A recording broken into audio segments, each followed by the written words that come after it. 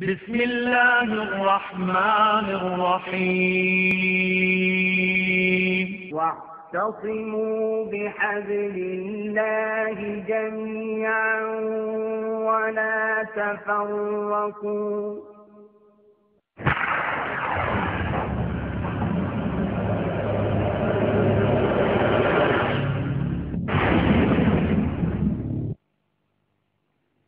والشمس تجري لمستقر لها ذلك تقدير العزيز العليم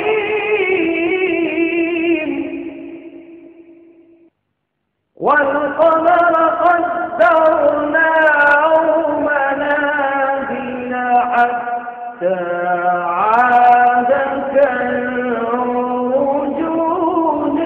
القديم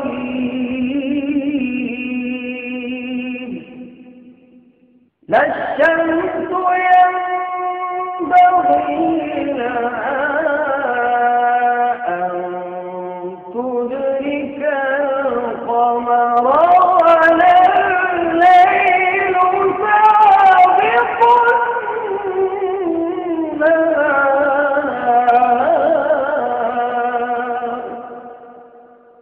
وكل في فلك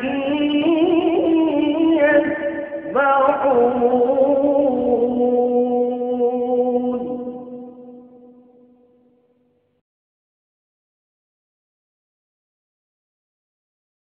أعوذ بالله من الشيطان الرجيم. پناہ مانگتا ہوں میں اللہ کی شیطان مردود سے. بسم اللہ الرحمن الرحیم. شروع اللہ کا نام لے کر جو بڑا مہربان نہایت رحم والا ہے. الحمد للہ رب العالمین الرحمن الرحیم مالک یوم الدین إياك نعبد وإياك نستعين نحمده ونستعينه ونستغفره ونعوذ بالله من شرور أنفسنا ومن سيئات أعمالنا من يهده الله فلا مضل له ومن يضلل فلا هادي له وأشهد أن لا إله إلا الله وحده لا شريك له وأشهد أن محمدا عبده ورسوله. يا أيها الذين آمنوا اتقوا الله حق تقاته ولا تموتن إلا وأنتم مسلمون. يا أيها الناس اتقوا ربكم الذي خلقكم من نفس واحدة وخلق منها زوجها وبث منهما رجالا كثيرا ونساء واتقوا الله الذي تساءلون به والأرحام إن الله كان عليكم رقيبا. يا أيها الذين آمنوا اتقوا الله وقولوا قولا سديدا يصلح لكم أعمالكم ويغفر لكم ذنوبكم ومن يطع الله ورسوله فقد فاز فوزا عظيما. أما بعد أعوذ بالله من الشيطان الرجيم. بسم الله الرحمن الرحيم. من قتل نفسا بغير نفس أو فساد في الأرض فكأنما قتل الناس جميعا ومن أحياها فكأنما أحيا الناس جميعا. حضرات علماء کرام، محترم بزرگوں، نوجوان بھائیوں، پیارے بچوں، پردہ نشین ماں اور بہنوں،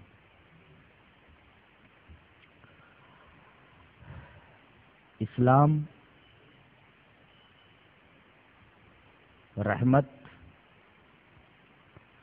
امن،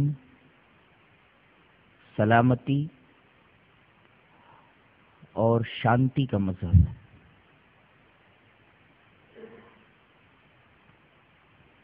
رحم کا جو تصور مذہب اسلام میں پایا جاتا ہے، کسی اور مذہب کے اندر رحم کا اس طرح کا تصور نہیں دکھایا جا سکتا.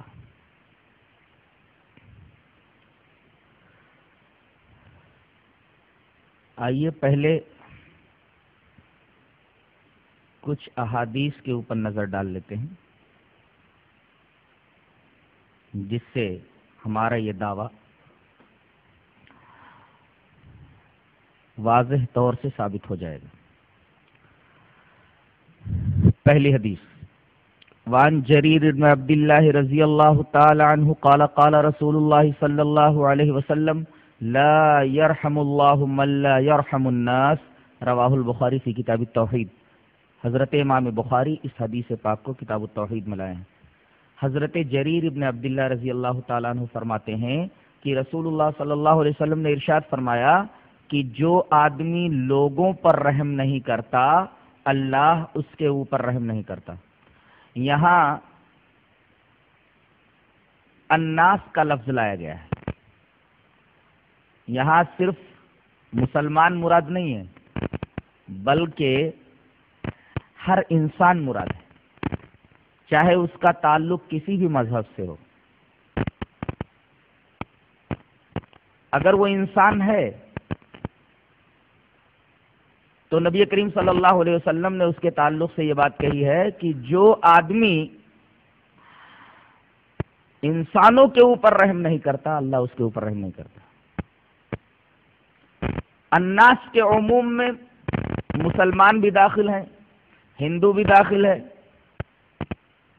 سکھ بھی داخل ہے، عیسائی بھی داخل ہے اور یہودی بھی داخل ہے۔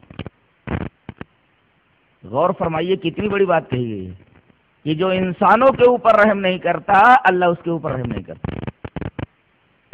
دوسری حدیث، وعن عبد اللہ بن عمرو رضی اللہ تعالی عنہ قال قال رسول اللہ صلی اللہ علیہ وسلم الراحمون یرحمهم الرحمن ارحموا من فی الارض یرحمکم من فی السماء الرحم شجنة من الرحمن فمن وصلها وصله الله ومن قطعها قطعه الله، رواہ الترمذی فی کتاب البر والصلۃ والآداب۔ حضرت امام ترمذی اس حدیث پاک کو کتاب البر والصلۃ والآداب میں لائے ہیں۔ حضرت عبداللہ ابن عمر رضی اللہ تعالیٰ عنہ فرماتے ہیں کہ رسول اللہ صلی اللہ علیہ وسلم نے ارشاد فرمایا کہ رحم کرنے والوں کے اوپر ہی اللہ رحم کرتا ہے، جو بے رحم ہوتے ہیں اللہ ان کے اوپر رحم نہیں کرتا۔ اس کے بعد یہ فرمایا گیا کہ تم لوگ ان لوگوں کے اوپر رحم کرو جو زمین پر رہتے ہیں تو اللہ تمہارے اوپر رحم کرے گا، تم زمین والوں کے اوپر رحم کرو تو جو آسمان میں ہے وہ تمہارے اوپر رحم کرے گا۔ جس کو کسی اردو شاعر نے یوں منظوم کیا ہے، اس طرح کہا ہے کہ کرو مہربانی تم اہل زمین پر، خدا مہرباں ہوگا عرش بری پر۔ ارحموا من فی الارض یرحمکم من فی السماء، کرو مہربانی تم اہل زمین پر، خدا مہرباں ہوگا عرش بری پر۔ اس کے بعد آپ نے فرمایا کہ رحم یہ رحمان سے نکلا ہوا ہے، رحم رحمان سے مشتق ہے، تو جو رحم کو جوڑے گا اللہ اس کو جوڑے گا، اور جو رحم کو کاٹ دے گا اللہ اسے کاٹ دے گا۔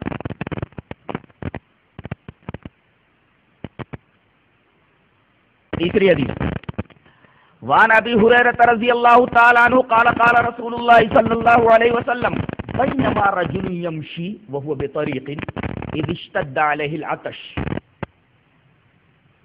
فوجد بیرا فنزل فيها فشرب ثم خرج فإذا كلب يلهث يأكل الثرى من العطش فقال لقد بلغ هذا الكلب من العطش مثل الذي بلغني فنزل البير فملأ خفه ماء ثم أمسكه بفيه حتى رقي به فسقى الكلب فشكر الله له فغفر له قالوا يا رسول الله وإن لنا في البهائم لأجرا قال فی کل ذات کبد رطبۃ اجر، رواہ احمد فی مسندہ۔ حضرت امام احمد بن حنبل اس حدیث پاک کو مسند احمد میں لائے ہیں۔ حضرت ابو ہریرہ فرماتے ہیں کہ رسول اللہ صلی اللہ علیہ وسلم نے ارشاد فرمایا کہ ایک آدمی ایک دفعہ ایک جنگل سے گزر رہا تھا، اسے پیاس لگی، تلاش بسیار کے بعد اسے ایک کنواں ملا، لیکن کنویں میں پانی بہت نیچے تھا، اس کے پاس ڈول نہیں تھا، رسی نہیں تھی، لہذا یہ کنویں کے اندر اتر گیا، پانی پیا، پانی پینے کے بعد جب باہر آیا تو دیکھتا ہے کہ ایک آوارہ کتا پیاس کی وجہ سے کنویں کے کنارے کنارے جو گیلی مٹی ہے اس کو چاٹ رہا ہے. اس نے اپنے دل میں سوچا جس طرح میں پیاس سے جاں بلب تھا، میں پیاس سے پریشان تھا، ویسے ہی اللہ کی یہ مخلوق بھی پیاس سے پریشان ہے. اور یہ بات ذہن نشین رہے کہ یہ آدمی بہت گنہگار تھا، اللہ کا بہت بڑا نافرمان تھا. کتے کے اوپر اسے رحم آیا، لیکن اب کنویں سے پانی نکالے تو کیسے نکالے؟ اس کی سمجھ میں ایک تدبیر آئی. اس نے اپنا موزہ نکال لیا، کنویں کے اندر اترا، موزے میں اس نے پانی بھرا. اب اوپر آنے کا مسئلہ پیدا ہوا، اس لیے کہ دونوں ہاتھوں کا سہارا لے کر کے اس کو کنویں سے باہر آنا تھا. نبی کریم صلی اللہ علیہ وسلم نے فرمایا ثم امسکہ بفیہ، اپنے موزے کو جو پانی سے بھرا ہوا تھا اس نے اپنے منہ میں پکڑ لیا، حتی رقی بھی، اور پھر دونوں ہاتھوں کا سہارا لے کر کے وہ کنویں سے باہر آ گیا اور اس نے کتے کو پانی پلایا. نبی کریم صلی اللہ علیہ وسلم نے ارشاد فرمایا اس گنہگار آدمی کی یہ ادا اللہ کو اتنی پسند آئی کہ اللہ تبارک و تعالی نے اس کی زندگی کے تمام گناہوں کو بخش دیا. صحابہ کرام نے پوچھا کہ اللہ کے رسول جانوروں کے اوپر بھی رحم کرنے سے اجر ملتا ہے؟ تو رسول اللہ صلی اللہ علیہ وسلم نے ارشاد فرمایا ہر ذی روح کے ساتھ حسن سلوک کرنے پر، ہر ذی روح کے اوپر رحم کرنے پر ثواب ملتا ہے. غور فرمائیے کہ ایک نجس جانور ہے کہ اگر برتن میں منہ ڈال دے تو 7 مرتبہ برتن کو جب تک نہ دھلا جائے تب تک برتن پاک نہیں ہوتا. 1 مرتبہ صابن یا مٹی سے بھی دھلنا پڑے گا تب جا کر کے برتن پاک ہوگا. ایسے نجس جانور کے اوپر رحم کرنے کی وجہ سے اللہ تبارک و تعالیٰ نے ایک گنہگار آدمی کی پوری زندگی کی خطائیں بخش دی، پوری زندگی کے گناہ معاف کر دیے. یہ تو کتے کی بات تھی. کتے سے چھوٹا ایک جانور ہے بلی، اس کے بارے میں حدیث دیکھیے.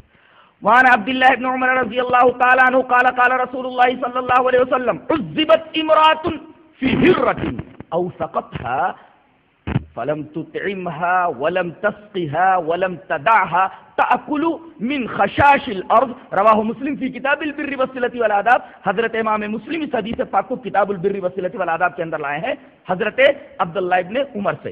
حضرت عبداللہ ابن عمر فرماتے ہیں کہ رسول اللہ صلی اللہ علیہ وسلم نے ارشاد فرمایا کہ ایک عورت کو ایک بلی کی وجہ سے عذاب دوزخ میں مبتلا ہونا پڑا، اسے دوزخ کا عذاب دیا گیا. غالباً یہ معراج کی بات ہے. جب نبی کریم صلی اللہ علیہ وسلم کو جنت اور جہنم کا مشاہدہ کرایا گیا تو جب آپ جہنم کے اوپر نظر ڈالتے ہیں تو آپ کو ایک منظر دکھائی دیتا ہے. منظر یہ ہوتا ہے کہ ایک بوڑھی عورت جہنم میں بری طریقے سے جل رہی ہے. حضرت جبرائیل سے پوچھتے ہیں کہ جبرائیل یہ کون سی عورت ہے؟ کہا کہ اس کی ایک بلی تھی، شاید اس نے کچھ کھانے وغیرہ کا نقصان کر دیا ہوگا، اس نے غصے میں آ کر کے بلی کو باندھ دیا، او سقطھا، اس کو باندھ دیا، فلم تطعمھا، اسے نہ تو کھانا دیا، ولم تسقھا، نہ تو کچھ پینے کو دیا، تڑپ تڑپ کر کے وہ بلی مر گئی. اسے چھوڑا بھی نہیں کہ باہر نکل کر کے کچھ زمین کے کیڑے مکوڑے کھائے. فلم تداھا تاکل من خشاش الارض، بلی تڑپ تڑپ کر کے مر گئی.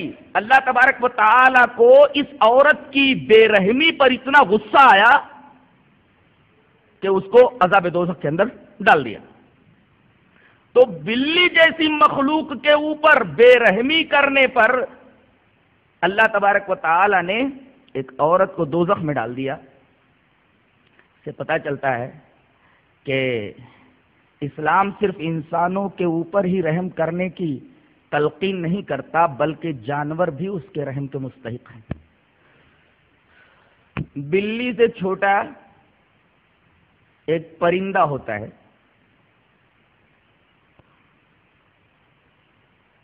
آئیے وہ حدیث دیکھ لیتے ہیں جس میں اس پرندے کا تذکرہ ہے. حدیث اس طرح ہے. وعن عبد الرحمن بن عبد الله عن ابيه قال نظر رسول الله صلى الله عليه وسلم منزلا فانطلق انسان الى غيظة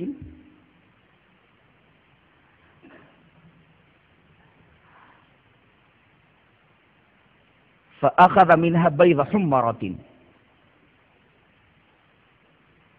فجاءت الحمرة ترف على رأس رسول الله صلى الله عليه وسلم ورؤوس أصحابه فقال أيكم فجاء هذه فقال رجل من القوم أنا أصبت لها بيضا قال رسول الله صلى الله عليه وسلم اردده رواه احمد فی مسندہ.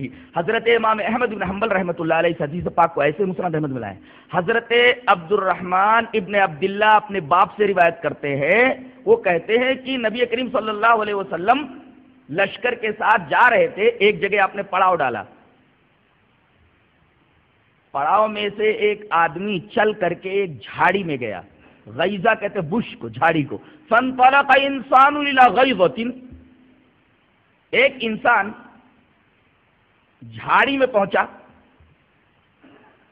اس میں ایک لال چڑی نے انڈے دے رکھے تھے. فاخذ منها بيض حمارۃ، وہاں سے اس نے لال چڑی کے چھوٹے انڈے نکال لیے. چڑیا جب آئی تو اس نے دیکھا کہ انڈے موجود نہیں ہیں. وہ آئی اور نبی کریم صلی اللہ علیہ وسلم کے سر مبارک کے اوپر پھڑپھڑانے لگی.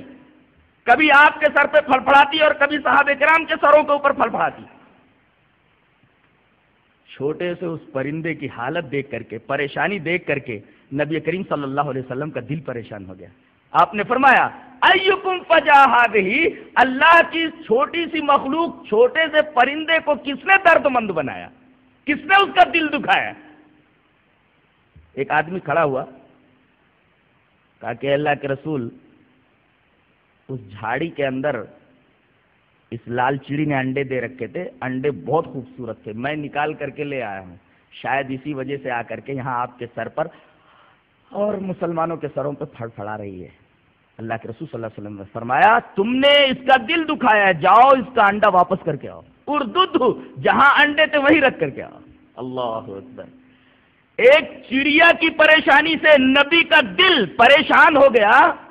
یہ حدیث بتاتی ہے کہ نبی کریم صلی اللہ علیہ وسلم کائنات کے سب سے رحم دل انسان تھے، اور جس مذہب کے اندر رحم کا یہ تصور موجود ہو کہ ایک معمولی سے پرندے کی پریشانی نبی نہیں دیکھ سکا اور مسلمان کو یہ حکم دیا کہ جا کر کے اس کا انڈا واپس کر دے، ایسے رسول کے بارے میں یہ کہنا کہ رسول دہشت گرد تھا، نعوذ باللہ من ذالک. اور مذہب اسلام دہشت گردی کو ہوا دیتا ہے اور اسلام کے ماننے والے دہشت گرد ہیں. در حقیقت ایسا آدمی کائنات کا سب سے بڑا جھوٹ بولتا ہے اور سب سے بڑے ظلم کا ارتکاب کرتا ہے. پرندے سے چھوٹی ایک مخلوق ہوتی ہے، وہ مخلوق کون سی ہے؟ چیونٹی. ذرا وہ حدیث بھی دیکھ لیتے ہیں. وعن سعید ابن المسیب وابی سلمۃ ان ابا ہریرہ رضی اللہ تعالی عنہ قال سمعت النبی صلی اللہ علیہ وسلم یقول قرصت نملۃ النبی من الانبیاء فامر بقرية النمل فاحرقت فاوحى الله اليه ان قرصت نملۃ احرقت امة من الامم تسبح الله. رواہ البخاری فی کتاب الجہاد والسیر. حضرت امام بخاری حدیث پاک کو کتاب الجہاد کے اندر لائے. حضرت ابو ہریرہ فرماتے ہیں کہ نبی کریم صلی اللہ علیہ وسلم نے ارشاد فرمایا کہ پچھلے زمانے میں ایک نبی اپنے صحابہ کے ساتھ، اپنے ساتھیوں کے ساتھ کہیں جا رہے تھے، ایک جگہ رکے تو ایک چیونٹی نے ان کو کاٹ لیا. قرصت نملۃ، ایک چیونٹی نے ان کو کاٹ لیا. انہوں نے ادھر ادھر دیکھا، یہ کس چیز نے مجھے کاٹ لیا ہے؟ دیکھا تو وہاں ایک اینٹ ہل موجود تھا، چیونٹیوں کی ایک پوری بستی موجود تھی. اینٹ ہل وہاں موجود تھا اور بے شمار چیونٹیاں وہاں موجود تھیں. غصے میں آ کر کے انہوں نے اپنے ساتھیوں سے کہا کہ چیونٹیوں کی یہ پوری بستی جلا دی جائے. فَأَمَرَ بِقَرْيَةِ النَّمْلِ فَأُحْرِقَتْ، پورا اینٹ ہل جلا دیا جائے، آگ لگا دی جائے. آپ کے حکم کی تعمیل کی گئی، پورے اینٹ ہل کو آگ لگا دیا گیا، ساری چیونٹیاں جل کر راکھ ہو گئیں. اللہ تبارک و تعالیٰ کو نبی کی یہ ادا بہت ناپسند آئی. وہی کی فَأَوْحَى اللَّهُ إِلَيْهِ، اللہ نے ان کی طرف وحی کی اور کہا کہ تم نے بہت غلط کام کیا ہے. ان قرصت نملۃ، ایک چیونٹی نے کاٹا. احرقت امة من الامم تسبح اللہ، تو نے پوری ایک امت کو جلا کر راکھ کر دیا جو اللہ کی تسبیح بیان کرتی تھی. اس میں دو باتیں معلوم ہوئی. ایک بات تو یہ معلوم ہوئی کہ چیونٹی کا قتل جائز نہیں ہے. دوسری بات یہ معلوم ہوئی کہ چیونٹیاں بھی اللہ تبارک و تعالیٰ کی تسبیح بیان کرتی ہیں. اور تیسرا نکتہ جو اس حدیث پاک سے میری سمجھ میں آیا وہ یہ ہے کہ بھائی جو جرم کرے اسے سزا دو. جرم ایک آدمی کرے سزا تمام انسانوں کو دی جائے، یہ تو انصاف نہیں ہے. جس چیونٹی نے کاٹا تھا زیادہ سے زیادہ آپ اس چیونٹی کو سزا دے دیتے، یا پورے اینٹ ہل کو سزا دینا، پوری بستی کو آگ لگا دینا، یہ تو قطعاً قرین انصاف نہیں ہے. انصاف کی نگاہ میں یہ ایک انتہائی شرمناک بات ہے، شرمناک چیز ہے. جس مذہب کے اندر چیونٹی کا قتل حرام ہو، چیونٹی کو مارنا جائز نہ ہو، اس مذہب کو دہشت گرد بولنا اور اس مذہب کے ماننے والوں کو دہشت گرد کہنا اور اس کے نبی کو دہشت گرد کہنا کائنات کا سب سے بڑا جھوٹ ہے. اس سے بڑا جھوٹ کائنات میں اور کوئی نہیں ہے.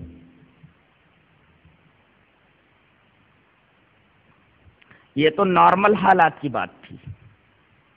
کہتے ہیں کہ جنگ اور محبت میں سب کچھ جائز ہے.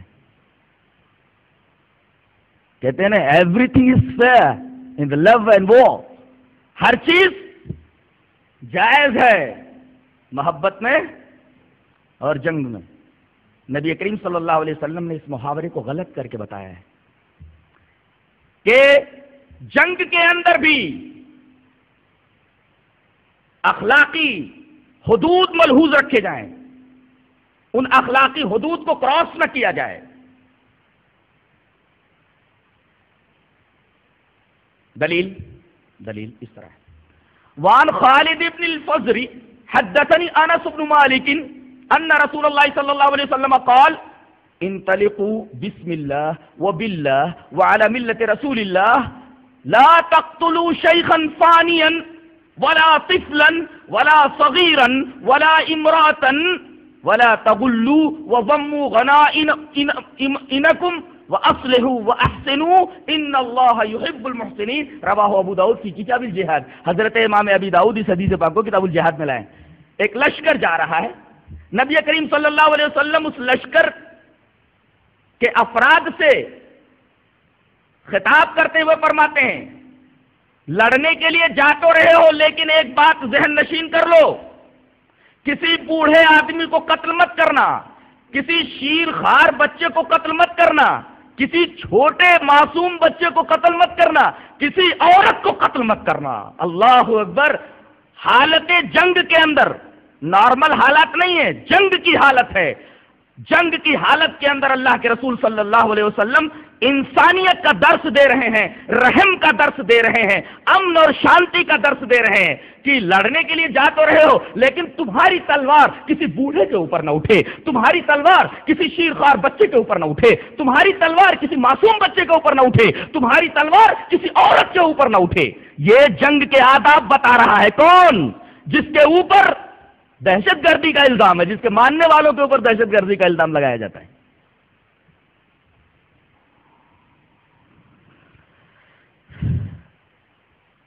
خود آپ کی حالت کیا تھی؟ ایک حدیث پاک سے آپ کے رحمت للعالمین ہونے کا اندازہ ہوتا ہے.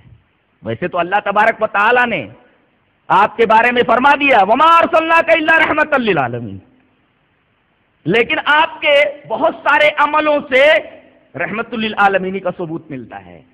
ایک ثبوت میں دے دوں. حدیث اس طرح ہے. وعن سنان ابن ابی سنان الدولی ان جابر ابن عبداللہ رضی اللہ تعالی عنہ اخبرہ انہ غزا مع النبی صلی اللہ علیہ وسلم فادرکتہم القائلہ، قائلہ کہتے قیلولے کو، دن میں جو سوتے ہیں. فادرکتہم القائلہ فی واد کثیر العظاہ فتفرق الناس فی العظاہ یستظلون بالشجر فنزل رسول اللہ صلی اللہ علیہ وسلم فنزل النبی صلی اللہ علیہ وسلم تحت شجرۃ فعلق بها سیفہ ثم نام فاستيقظ وعنده رجل وهو لا يشعر به فقال النبي صلى الله عليه وسلم ان هذا اخترط سيفي فقال من يمنعك قلت الله فشام الصیف وہا هو ذا جالس ثم لم يعاقبه، رواہ البخاری فی کتاب الجہاد۔ حضرت امام بخاری رحمۃ اللہ علیہ اس حدیث پاک کو کتاب الجہاد میں لائے۔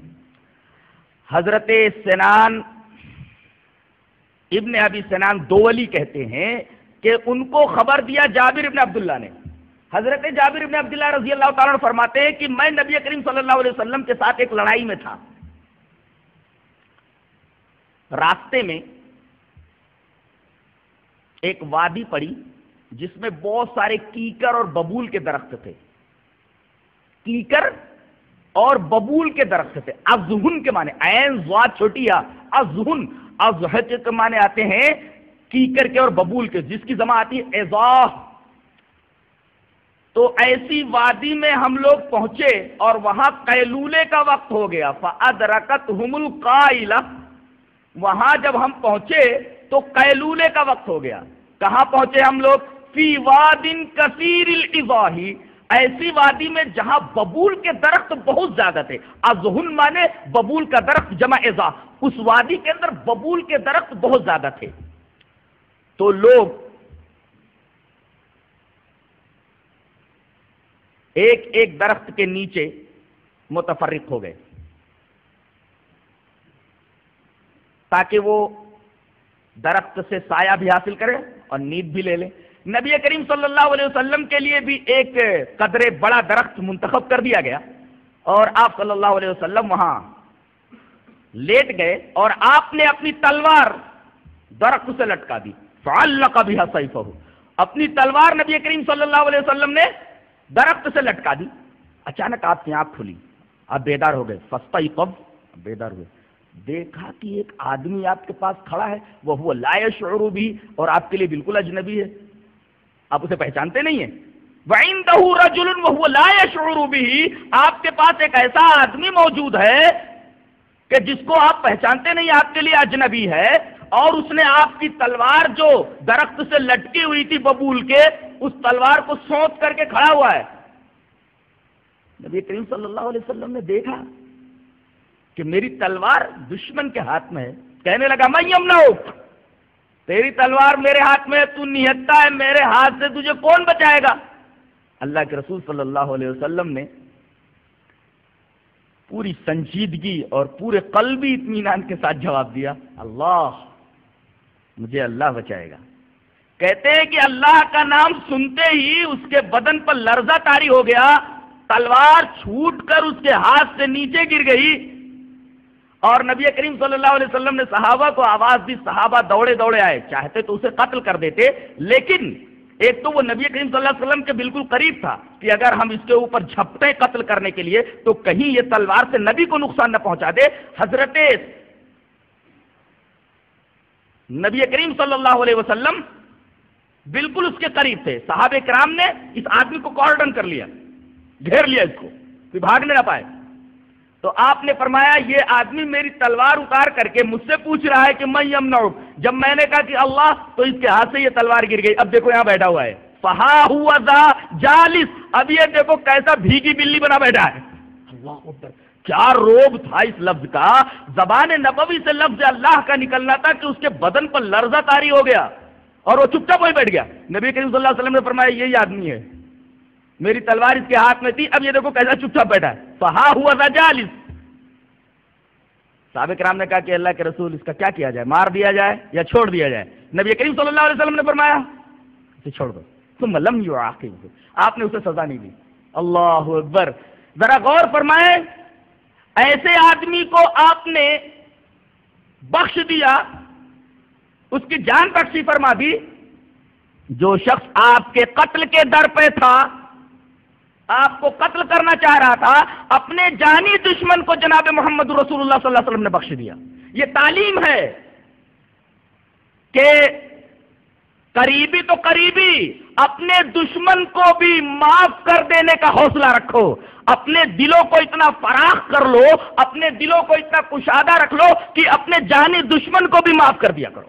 یہ تعلیم ہے اسلام کی، اور یہ تعلیم ہے جناب محمد الرسول اللہ صلی اللہ علیہ وسلم کی، جن کے بارے میں اللہ تبارک و تعالیٰ نے فرمایا وما ارسلناک الا رحمۃ للعالمین، ہم نے آپ کو پوری کائنات کے لیے رحمت بنا کر کے بھیجا ہے۔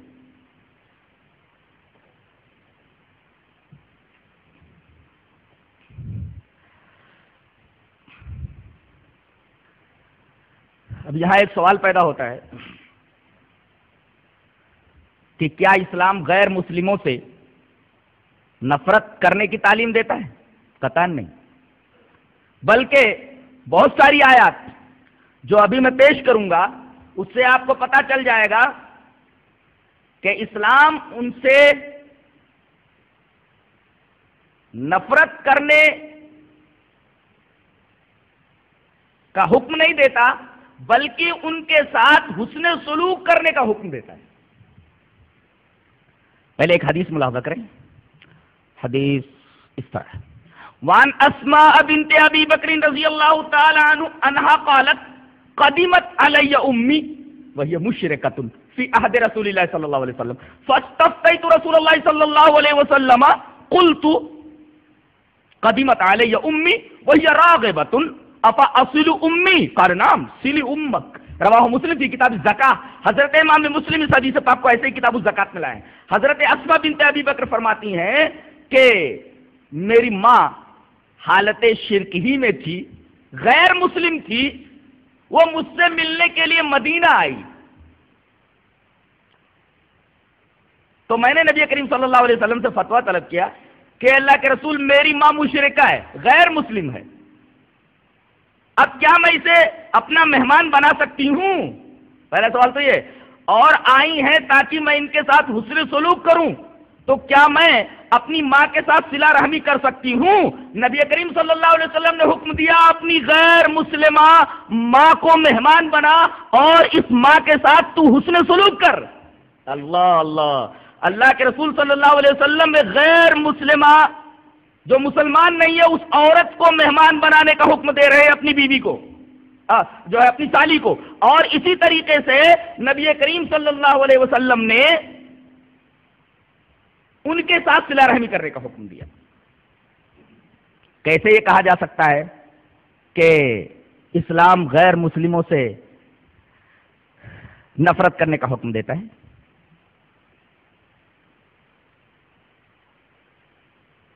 اس سلسلے میں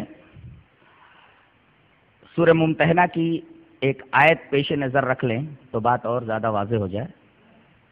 آیت اس طرح ہے لا ينهاكم الله عن الذين لم يقاتلوكم في الدين ولم يخرجوكم من دياركم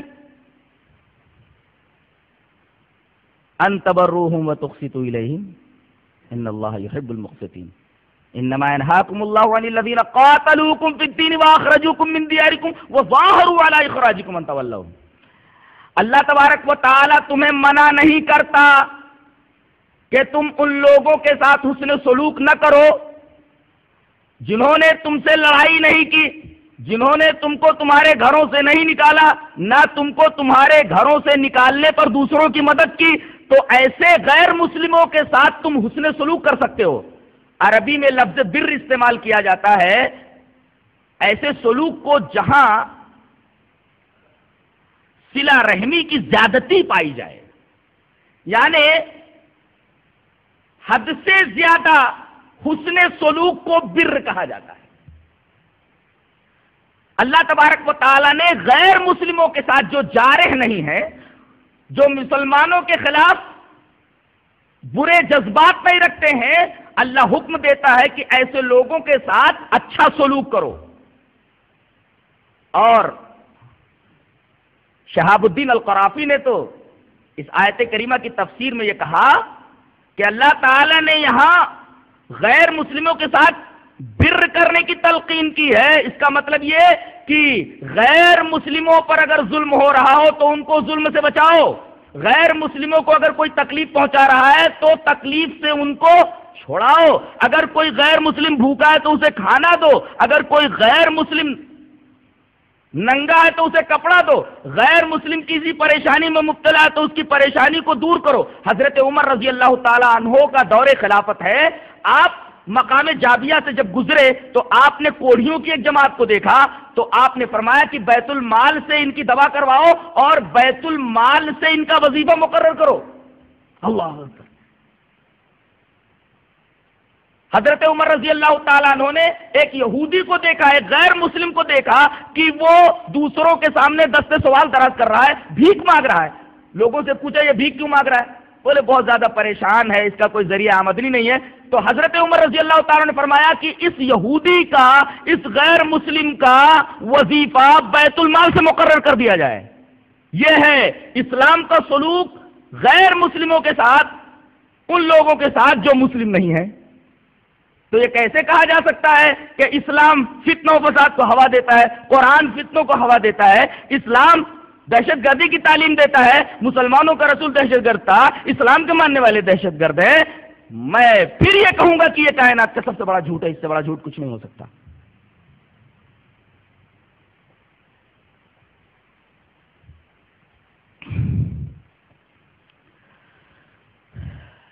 دو سوالات ہیں, جب تک ان دو سوالوں کے صحیح جوابات نہیں آ جاتے تب تک مضمون مکمل نہیں ہوگا. پہلا سوال تو یہ ہے کہ قرآن حکیم کی بعض آیتیں ایسی ہیں جن سے یہ پتہ چلتا ہے کہ غیر مسلموں کے ساتھ سخت رویہ اپناؤ. یہ پہلا سوال ہے, اس کا جواب ہمیں دینا ہے. دوسرا سوال یہ ہے کہ اگر مذہب اسلام رحم کا مذہب ہے تو پھر جانوروں کے ذبح کرنے کی اجازت کیوں دیتا ہے؟ اگر یہ مذہب رحم کا مذہب ہے تو پھر جانوروں کو ذبح کرنے کی اجازت کیوں دیتا ہے؟ اس لیے کہ جانوروں کو ذبح کرنا یہ تو بسم اللہ الرحمن الرحیم واعتصموا بحبل الله جميعا ولا تفرقوا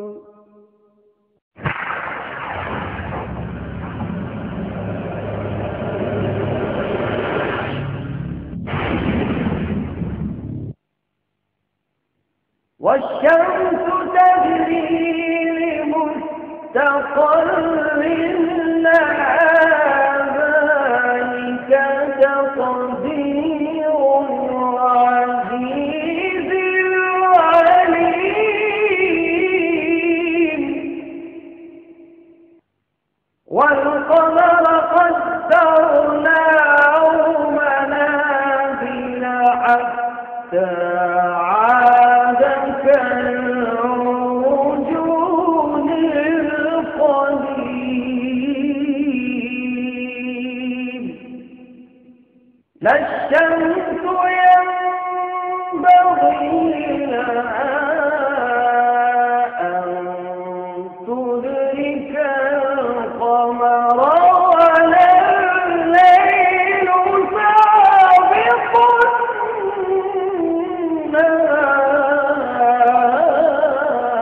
النهار وكل في فلك يسبحون.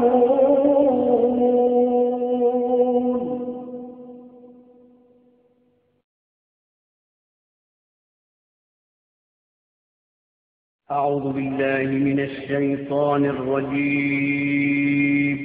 پناہ مانگتا ہوں میں اللہ کی شیطان مردود سے. بسم الله الرحمن الرحيم. شروع اللہ کا نام لے کر جو بڑا مہربان نہایت رحم والا ہے. الحمد لله رب العالمين الرحمن الرحيم مالك يوم الدين إياك نعبد وإياك نستعين. اب ہے تو پھر جانوروں کو ذبح کرنے کی اجازت کیوں دیتا ہے؟ اس لیے کہ جانوروں کو ذبح کرنا یہ تو بے رحمی ہے. اور قرآن حکیم کی بعض آیتوں سے پتہ چلتا ہے کہ غیر مسلموں کے ساتھ رویہ اپنا سخت رکھو. آئیے پہلے اس سوال کا جواب دے لیں. جواب یہ ہے کہ جب تک کوئی جنگ نہ چھیڑے مسلمانوں کو جنگ کی اجازت نہیں ہے. پہلی بات. دوسرے یہ کہ لڑائی سچائی کے لیے ہو، حق کے لیے ہو. اور تیسرے طاقت کا استعمال اتنا ہی کیا جائے جتنا ضرورت ہو. یہ باتیں ایک آیت سے واضح ہے. آیت کریمہ سورہ بقرہ کے دوسرے پارے سیقول کی ہے وَقَاتِلُوا فِي سَبِيلِ اللَّهِ الَّذِينَ يُقَاتِلُونَكُمْ وَلَا تَعْتَدُوا إِنَّ اللَّهَ لَا يُحِبُّ الْمُعْتَدِينَ. لڑو کیسے؟ اللہ کے راستے میں. یہ فی سبیل اللہ کی قید بتا رہی ہے کہ تمہاری یہ لڑائی سچائی کے لیے ہو، اللہ کے راستے میں ہو. اور جب لڑائی اللہ کے راستے میں ہوگی تو سچائی ہی کے لیے ہوگی. لڑو سچائی کے لیے، پہلی چیز تو یہ ہے. اور ہر کسی سے مت لڑتے پھرو. یقاتلونکم، تم سے جو لڑیں، جو جنگ چھیڑیں. اور ولا تعتدوا، جنگ ہو بھی تو طاقت کا اتنا استعمال کرو جتنا ضرورت ہو. ولا تعتدوا، حدود سے باہر مت جاؤ. گویا یہ آیت کریمہ بتا رہی ہے کہ جب تک کوئی جنگ نہ چھیڑے مسلمانوں کو جنگ کی اجازت نہیں ہے، لڑائی کی اجازت نہیں ہے. دوسرے لڑائی سچائی کے لیے ہو. اور تیسرے یہ آیت بتا رہی ہے کہ طاقت کا اتنا ہی استعمال کیا جائے جتنی ضرورت ہو.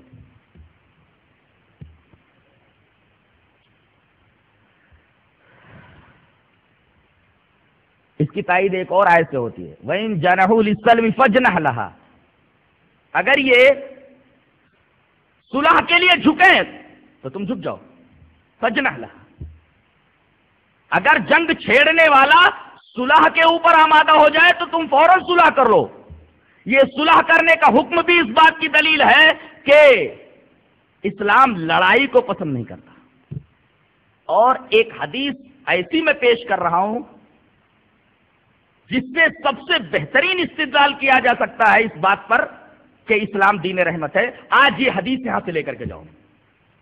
وان ابی وهب الجشمی وكانت له صحبة قال قال رسول الله صلى الله عليه وسلم سموا باسماء الانبیاء واحب الاسماء الى الله عبد الله وعبد الرحمن واصدقها حارس وهمام واقبحها حرب ومرة. رواہ البیہقی فی السنن الکبریٰ فی کتاب الضحایا. حضرت امام بیہقی اس حدیث کو سنن کبریٰ میں لائے. اور کہاں ہے؟ جہاں قربانیوں کا بیان ہے وہاں ہے. کتاب الضحایا میں حدیث موجود ہے حضرت ابو وہب جوشمی سے. حضرت ابو وہب جوشمی یہ صحابی ہیں. وکانت لہ صحبۃ، یہ صحابی ہیں. وہ کہتے ہیں کہ رسول اللہ صلی اللہ علیہ وسلم نے ارشاد فرمایا کہ تم اپنے بچوں کے نام انبیاء کرام کے نام پر رکھو. اور اللہ کے نزدیک سب سے محبوب نام عبداللہ اور عبد الرحمن ہے. پہلی بات کیا؟ اپنے بچوں کے نام انبیاء کرام کے نام پر رکھو. اللہ کے نزدیک سب سے اچھے نام عبداللہ عبد الرحمن ہے. اور سب سے سچے نام اللہ کے نزدیک حارث اور حمام ہے. حارث کے معنی کھیت جوتنے والا، فارمر. اور حمام کہتے ہیں اچھا ارادہ کرنے والا. تو اللہ کے نزدیک سب سے محبوب نام عبداللہ عبد الرحمن، سب سے سچے نام حارث اور حمام. سب سے برے نام حرب اور مرہ ہے. سب سے برا نام ہے حرب. حرب کا مطلب ہے لڑائی. اللہ کے رسول صلی اللہ علیہ وسلم کو یہ بھی پسند نہیں کہ کسی آدمی کا نام لڑائی رکھ دیا جائے. اس سے زیادہ ثبوت اور کیا دیا جا سکتا ہے کہ اسلام دین رحمت ہے. اسلام دین رحمت ہے. جو کسی کا نام لڑائی رکھنا پسند نہیں کرتا، مرہ یعنی بٹرنس، تلخی، یہ نام رکھنا پسند نہیں کرتا، تو پھر وہ تشدد کی اجازت کیسے دے سکتا ہے؟ ہنسا کی اجازت کیسے دے سکتا ہے؟ جو یہ پسند نہیں کرتا کہ کسی آدمی کا نام لڑائی ہو. یہ حدیث اس قدر واضح ہے اس موقف پر کہ اسلام تشدد کی قطعی اجازت نہیں دیتا. سرتاپا رحمت، امن، شانتی کا مذہب.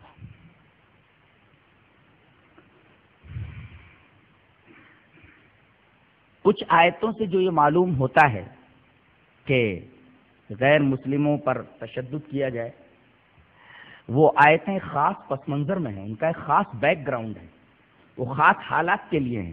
نارمل حالات میں ویسے احکامات نہیں دیے گئے ہیں. وہ ایک خاص حالات کے لیے ہیں. خاص حالات کے لیے ہیں. مثلا اللہ تبارک تعالیٰ نے ارشاد فرمایا فَإِذَا انْسَلَخَ الْأَشْهُرُ الْحُرُمُ فاقتلوا المشرکین حیث وجدتموہم، جب حرام کے مہینے گزر جائے تو مشرکین کو جہاں پاؤ قتل کرو۔ اب یہ حکم جو ہے خاص حالت کے لیے ہے اور خاص لوگوں کے لیے ہے، یہ دنیا کے تمام غیر مسلموں کے لیے نہیں ہے۔ ایک خاص حالت سے ایک عام حالت کشید کرنا یہ قرآن حکیم میں تحریف کرنے کے مرادف ہے۔ حکم یہ دیا جا رہا ہے کہ جب حرام کے مہینے ختم ہو جائے، حرام کے مہینے میں لڑائی جائز نہیں ہے، تو مشرکین کو جہاں وہ قتل کرو۔ اس کا مطلب یہ ہے کہ یہ مشرکین ایسے ہیں کہ انہوں نے عہد کو توڑ ڈالا ہے، معاہدے کی خلاف ورزی کی ہے، عہد شکنی کی ہے۔ اس کی دلیل ایک آیت سے ملتی ہے، الا تقاتلون قوما نکثوا ایمانهم وهموا باخراج الرسول وهم بدؤكم اول مره، تم ان لوگوں سے قتال کیوں نہیں کرتے جنہوں نے عہد کو توڑ دیا ہے؟ اور عہد کا توڑنا بہت بڑا جرم ہے، ایسے لوگوں کی سرکوبی ضروری ہے۔ لہذا ایک خاص بیک گراؤنڈ میں، ایک خاص پس منظر میں خاص لوگوں کے ساتھ یہ سلوک کرنے کا حکم دیا گیا ہے، دنیا کے تمام غیر مسلموں کے لیے یہ حکم نہیں ہے۔ لہذا اس آیت سے یہ بات نکالنا اور یہ استدلال کرنا کہ قرآن تو یہ حکم دیتا ہے کہ مشرکین کو جہاں پاؤ قتل کرو، یہ غلط استدلال ہے۔ یہ خاص لوگوں کے لیے ہے، خاص حالات کے لیے ہے، خاص بیک گراؤنڈ میں ہے۔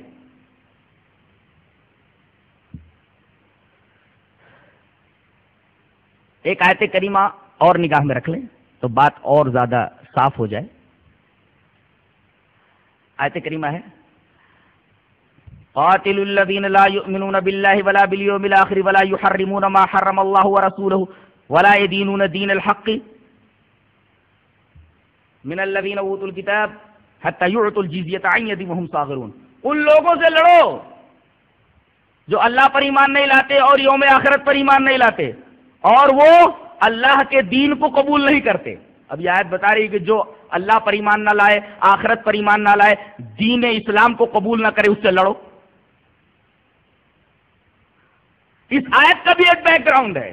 یہ آیت کریمہ ان یہود کے بارے میں اور نصارہ کے بارے میں جو دن رات اسلام کے خلاف سازشیں کرتے رہتے تھے اور ان کی اوباشیاں اور ان کی عیاریاں، ان کی مکاریاں اور ان کی سازشیں اس وقت کے اسلامی حکومت کے لیے، اسلامی ریاست کے لیے سخت نقصان دہ ہیں۔ اور یہ بات تو بالکل معروف ہے کہ کسی بھی حکومت کے خلاف کسی بھی قسم کی سازش کی اجازت تو نہیں دی جا سکتی۔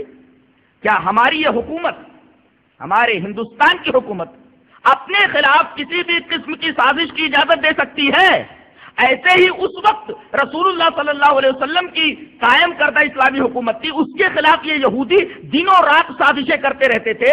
یہ سازشیں اسلامی حکومت کے لیے سخت نقصان دہ تھی، لہذا اللہ کے رسول صلی اللہ علیہ وسلم کو یہ حکم دیا گیا کہ ان کی سرکوبی کی جائے، اس لیے کہ یہ اسلامی حکومت کے لیے سخت نقصان دہ ہے۔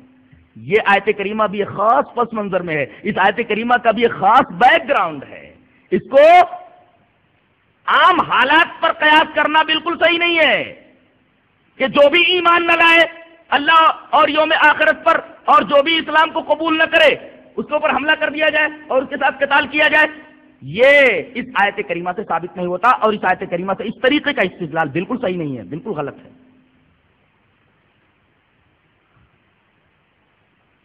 دو جملوں میں یوں کہہ سکتے ہیں کہ لڑائی کی اجازت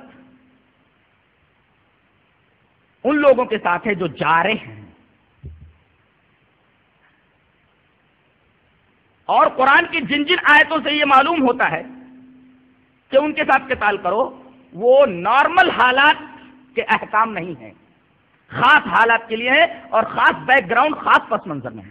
ایک آیت کریمہ اور پیش کی جاتی ہے کہ اپنے کو مسلمان پاک بولتے ہیں، قرآن کہتا ہے کہ مشرک ناپاک ہیں، قرآن میں تو ہے یا ایھا الذین آمنوا انما المشرکون نجس، ترجمہ غلط کیا گیا ہے۔ نجس کا مطلب ہوتا ہے ظاہری گندگی والا، جیسے کپڑے میں گندگی لگی ہوئی ہو، کپڑا ناپاک ہو، آدمی کا بدن ناپاک ہو، تو ظاہری نجاست کو کہتے ہیں نجس۔ اگر آدمی ظاہری نجاست رکھے ہوئے تو اس کو کہتے ہیں نجس، لیکن اگر باطن اس کا گندا ہو، اس کا دل صاف ستھرا نہ ہو تو اس کو نجس بولتے ہیں۔ قرآن کریم نے نجس نہیں کہا ہے کہ غیر مسلم ناپاک ہیں، ان کے ساتھ مت اٹھو، ان کے ساتھ مت بیٹھو، بلکہ یہاں تک کہا گیا، یہاں تک تعلیم ہے کہ اگر کوئی غیر مسلم ایسا ہے دل کا صاف ہے تو اگر وہ شراب نہیں پیتا، سور نہیں کھاتا یا کوئی حرام چیز نہیں کھاتا تو ایک گلاس کے اندر اس نے اگر آدھا گلاس پانی پی لیا تو آدھا گلاس پانی تم پی سکتے ہو، اجازت ہے اس کی۔ اس قدر اسلام ہمارا فراخ دل ہے، اس قدر وسیع القلب ہے۔ تو یہاں اس آیت کریمہ کا کیا جواب دیا جائے؟ بلکہ آیت کریمہ کا کیا، اس آیت کریمہ سے جو مفہوم لیا گیا ہے اس مفہوم کا کیا جواب دیا جائے؟ در حقیقت یہاں یہ بات کہی جا رہی ہے کہ تمام آسمانی کتب میں شرک کی ایک مثال دی گئی ہے، کیا کہ جس طریقے سے ایک عورت اپنے شوہر کو چھوڑ کر کے غیر کے ساتھ آشنائی کرتی ہے تو ایسی عورت کو پاک و صاف نہیں کہا جا سکتا، کہا جائے گا اس کا دل گندا ہے، یہ عورت گندی ہے۔ ایسے ہی اللہ جو سب کچھ دے رہا ہے اس کو چھوڑ کر کے اگر کوئی دوسرے کو معبود بنا لے تو کہا جائے گا اس کا دل گندا ہے۔ یہ مطلب ہے گندگی کا، نہ کہ یہ کہ ان کے پاس نہ بیٹھو، ان کا ظاہر گندا ہے، ان کا بدن گندا ہے۔ یہ بات تو اس آیت کریمہ سے کشید نہیں کی جا سکتی۔ لہذا جتنی آیات پر اعتراض کیے گئے ہیں، جتنے بھی اعتراضات ہیں، سب سے سب غلط اعتراضات ہیں، ناسمجھی کی دلیل ہے، قرآن سے نافہمی کی دلیل ہے۔ اگر صاف دل ہو کر کے، صاف ذہن ہو کر کے ان آیات کے اوپر غور کیا جائے تو قطعاً یہ معانی اور یہ مفاہیم مستنبط نہیں کیے جا سکتے جو خراب ذہن والوں نے مستنبط کیے ہیں۔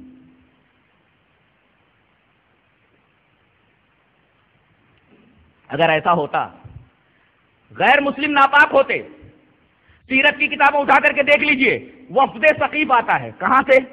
طائف سے، 6 آدمیوں پر مشتمل ہے، 6 غیر مسلم ہیں، 6 غیر مسلم ہیں، کہاں سے آ رہے ہیں؟ طائف سے آ رہے ہیں۔ نبی کریم صلی اللہ علیہ وسلم نے ان کو مسجد میں ٹھہرایا۔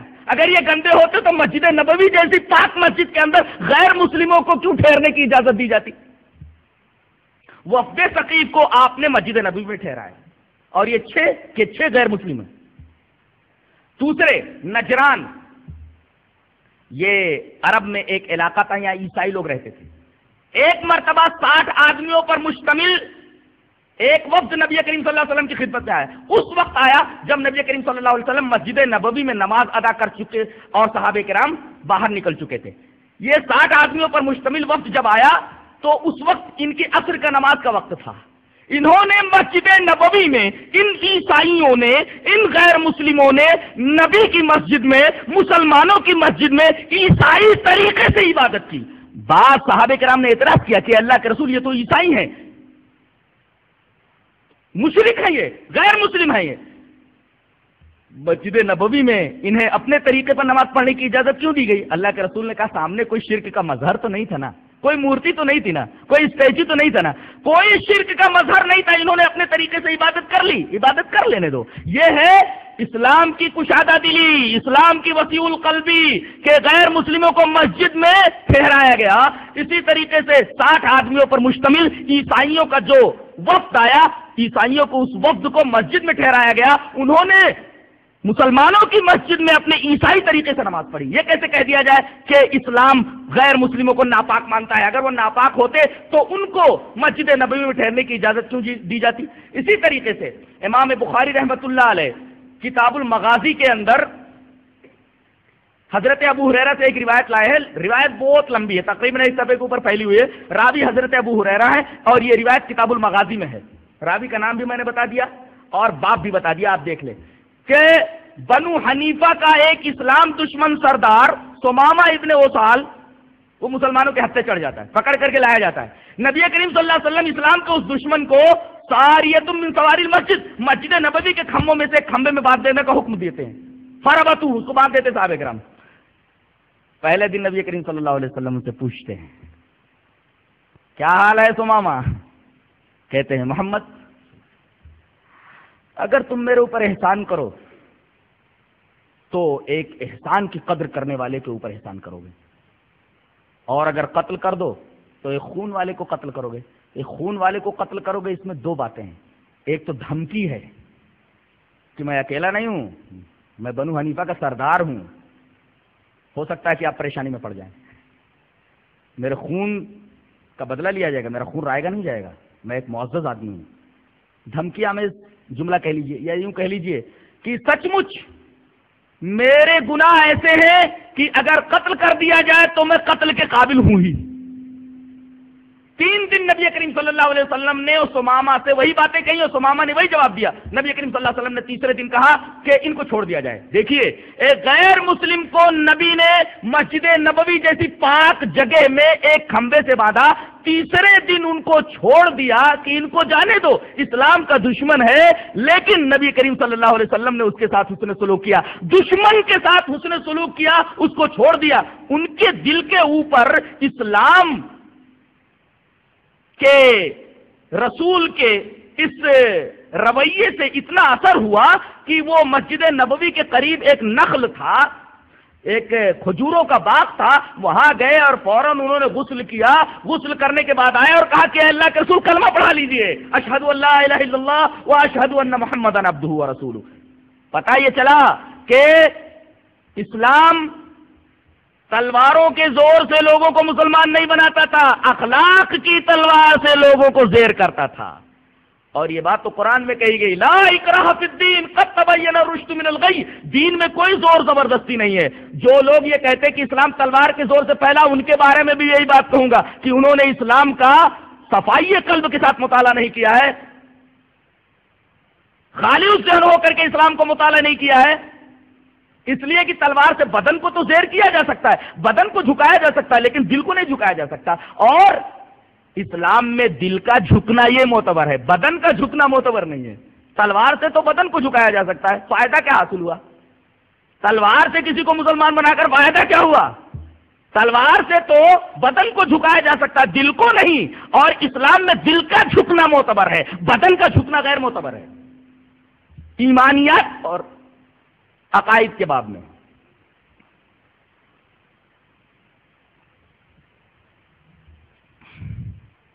غیر مسلموں سے تعلقات کا جہاں تک معاملہ ہے، خود نبی کریم صلی اللہ علیہ وسلم کی حیات اٹھا کر کے دیکھ لیجئے. حضرت عائشہ فرماتی ہیں، بخاری کتاب الجہاد کی روایت ہے کہ آپ صلی اللہ علیہ وسلم کا انتقال ہوا، اس وقت آپ کی ذرا ایک یہودی کے ہاں رہن رکھی ہوئی تھی. اس کا مطلب آپ یہودیوں سے لین دین بھی رکھتے تھے. اس طرح غیر مسلموں سے آپ کے تعلقات تھے. ابو طالب آپ کے چچا ہیں، زندگی بھر شرک پر جمے رہے، غیر مسلم ہی رہے، اور شرک کے اوپر ہی، کفر کے اوپر ہی ان کی موت ہوئی. لیکن نبی کریم صلی اللہ علیہ وسلم نے کبھی بھی ان سے خیر خواہانہ جذبہ نہیں چھوڑا اور خیر خواہانہ رویہ کبھی نہیں چھوڑا. آپ دیکھیں گے کہ نبی کریم صلی اللہ علیہ وسلم جب طائف سے واپس ہوئے اور مکہ میں داخل ہونے پر مجبور ہوئے تو آپ نے وہاں کے ایک غیر مسلم، ایک کافر مطعم ابن عدی سے پناہ چاہی. مطعم ابن عدی اپنے بچوں کو لے کر کے، اپنے نوجوان بیٹوں کو لے کر کے مکہ کے باہر آیا اور تلواروں کے سائے میں نبی کریم صلی اللہ علیہ وسلم کو مکہ میں لایا اور کہا کہ کسی نے اگر محمد کے اوپر صلی اللہ علیہ وسلم آنکھ اٹھا کر بھی دیکھا غلط انداز سے تو اس کی آنکھیں نکال لی جائیں گی. کثیر بیٹے بھی، زیادہ بیٹے بھی طاقت کا سبب بنتے ہیں. تمام کے تمام بیٹے تلواریں سونت کر کے باہر نکلے اور نبی کریم صلی اللہ علیہ وسلم کو تلواروں کے سائے میں مکہ کے اندر لایا گیا. مطعم ابن عدی کے بارے میں نبی کریم صلی اللہ علیہ وسلم اس کے مرنے کے بعد کہتے تھے وہ کفر کے اوپر ہی مرا. کچھ لوگ گرفتار ہو کر کے آئے تھے، بدر کے قیدی. نبی کریم صلی اللہ علیہ وسلم نے فرمایا اگر ان گندے لوگوں کے بارے میں آپ مطعم ابن عدی ہوتے اور سفارش کرتے تو سب کو چھوڑ دیتا تھا.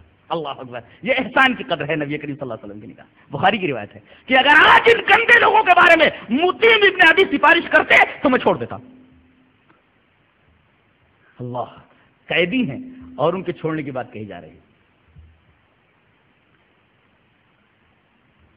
بدر کے جو قیدی گرفتار ہو کر کے آئے، نبی کریم صلی اللہ علیہ وسلم نے کہا جو لوگ فدیہ نہ دیں، ایک ایک قیدی جو پڑھا لکھا ہے وہ 10 مسلمان بچوں کو تعلیم دے دے.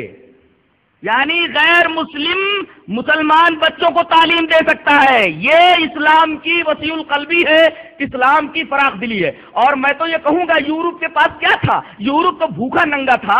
اندلس کے سائنسداں، اندلس کے اسکالرز، اندلس کے عالم یورپ سے پکڑ پکڑ کر کے لاتے تھے ان جاہلوں کو اور ان کو تعلیم دیتے تھے، سائنس کی تعلیم، سماجیات کی تعلیم، دنیا کے تمام علوم کی تعلیم دیتے تھے، ان کے پاس تھا کیا؟ ان کو جو کچھ ملا ہے وہ اسلام سے ملا ہے اور مسلمانوں سے ملا ہے۔ ان کو کم سے کم یہ احسان نہیں بھولنا چاہیے کہ ہم کو جو کچھ حاصل ہوا ہے آج طاقت کے نام پہ، روشنی کے نام پہ، سب کچھ مسلمانوں کی دین ہے۔ لیکن جب مسلمانوں کے خلاف، اسلام کے خلاف مکروہ اور ناپاک جذبے دلوں کے اندر پیوست ہو جائیں تو پھر کون کسی کے احسان کو تسلیم کرتا ہے؟ کون کسی کے احسان کو مانتا ہے؟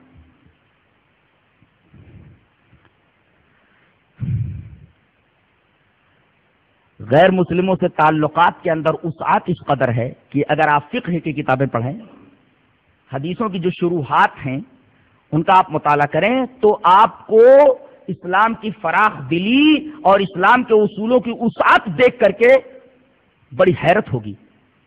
ابو امامہ کے بارے میں بیہقی کے اندر ایک روایت ہے کہ جب بھی وہ کہیں سے گزرتے، حضرت ابو امامہ، بیہقی میں دیکھ لیجئے، حضرت ابو امامہ رضی اللہ تعالیٰ جس طرف سے گزرتے ہر ایک سے سلام کرتے، چاہے وہ نصرانی ہو، چاہے وہ ذمی ہو، چاہے وہ یہودی ہو، چاہے مسلمان ہو۔ لوگوں نے پوچھا ہر ایک کو آپ سلام پھینکتے پھرتے ہیں، سب کو سلام کرتے رہتے ہیں، نصرانی ملے تو سلام کر لیتے ہیں، یہودی ملے تو سلام کر لیتے ہیں، ذمی ملے تو کر لیتے ہیں، مسلمان ملے تو سلام کر لیتے ہیں، غیر مسلم ملے تب بھی سلام کرتے ہیں، ہر ایک کو السلام علیکم بولتے ہیں۔ مسلمانوں کے درمیان یہ مسئلہ مختلفی ہے علماء کے درمیان کہ غیر مسلموں کو سلام کیسے کیا جائے اور وہ سلام کرے تو کیسے جواب دیا جائے۔ میں اس بات کا قائل ہوں کہ ان کو السلام علیکم کہنا جائز ہے، وہ اگر السلام علیکم بولے تو وعلیکم السلام کہنا جائز ہے۔ میں حضرت امامہ کے اس فعل کے اوپر متفق ہوں۔ حضرت ابو امامہ فرماتے ہیں کہ میں جہاں سے گزرتا ہوں سب کو سلام کرتا ہوں، چاہے وہ مسلم ہو چاہے غیر مسلم ہو۔ ان سے پوچھا گیا ایسا کیوں کرتے ہیں؟ کہتے ہیں کہ اگر مسلمان ہے تو اس کے حق میں السلام علیکم برکت کی دعا ہے، اور اگر غیر مسلم ہے تو اس کے لیے امن کا اظہار ہے کہ میری طرف سے کم تو سلامتی میں۔ یہ مطلب لے رہے حضرت ابو امامہ۔ میں حضرت ابو امامہ کے اس فعل سے اور قول سے متفق ہوں۔ غیر مسلم کو سلام کیا جا سکتا ہے اور وہ سلام کرے تو جواب دیا جا سکتا ہے۔ اسی طریقے سے آگے بڑھ کر کے ایک اور بات عرض کروں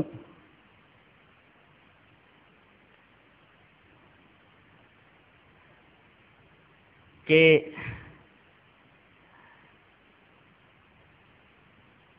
اچھے سے اچھے تعلقات غیر مسلموں کے ساتھ بنانے میں اسلام اس کو ناپسندیدہ قرار نہیں دیتا۔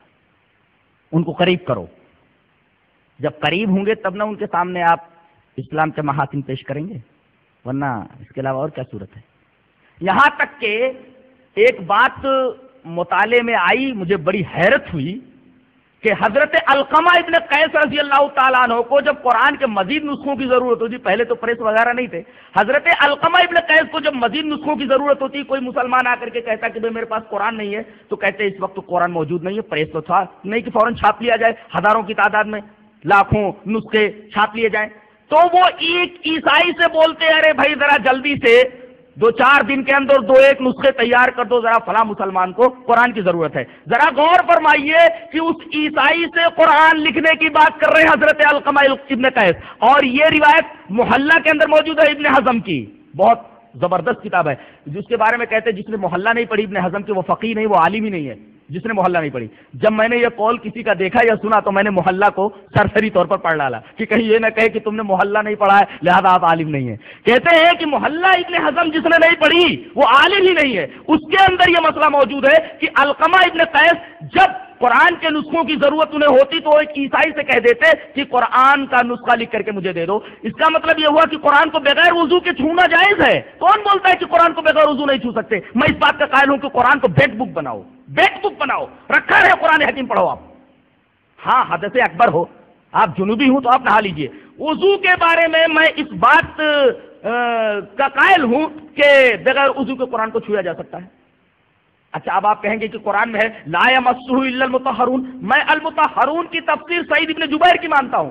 سعید ابن جبیر نے تفسیر کی ہے کہ المطہرون سے مراد ملائکہ ہیں، اور یہاں حکم نہیں ہے، اطلاع اور خبر ہے، نہیں چھوتے ہیں اس کو مگر پاک لوگ، پاک ہستیاں۔ یہ پاک ہستیاں کون ہے؟ ملائکہ۔ اور یہ جملہ خبریہ ہے، جملہ اطلاعیہ ہے، جملہ امر نہیں ہے، یہ امر نہیں ہے، حکم دیا جا رہا ہے کہ جو پاک نہ ہو قرآن کو نہ چھوئے، اطلاع ہے اور خبر ہے۔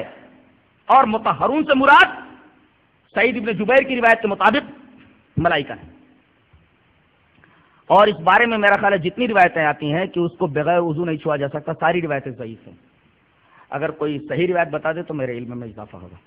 اس کا مطلب یہ ہے کہ کسی غیر مسلم کو بھی قرآن دیا جا سکتا ہے، لے بھائی پڑھ، یہ تیرے رب کا کلام ہے، اس کے لیے تو وضو کی ضرورت ہے، اس کے لیے کسی پاکی کی ضرورت ہے، اٹھا کر کے قرآن اس کے حوالے کرو کہ یہ تیرے رب کا کلام ہے، یہ تیری بات ہے، یہ تیرے دل کی آواز ہے اور تیرے رب کا پیغام ہے، تو پڑھ اس کو، اس بات کا فائدہ۔